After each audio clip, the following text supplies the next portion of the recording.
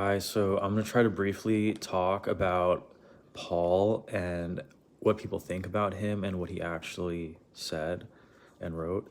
So, what you have to understand about Paul is that Paul never contradicted what Jesus said, right? So, some people they basically say Paul gave a different message than Jesus and we have to follow that message. And other people say, well, Paul gave a different message than Jesus. He's a false prophet. We don't listen to anything Paul says. But the truth is that Paul got the exact revelation that Jesus gave.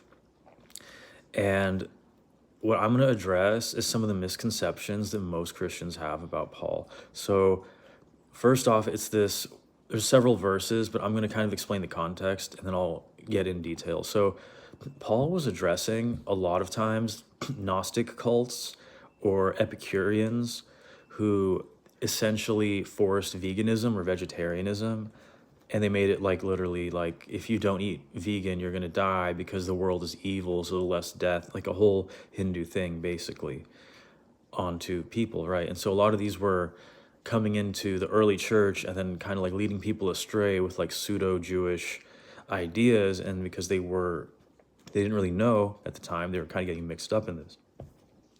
The other thing you have to realize is that Paul is commenting to people to keep their faith, right? And to not compromise. And if you take what people say about Paul, you would basically think that he's a lying Jew. I mean, that's like the not pretty way to say it, but that's what most people think of Paul.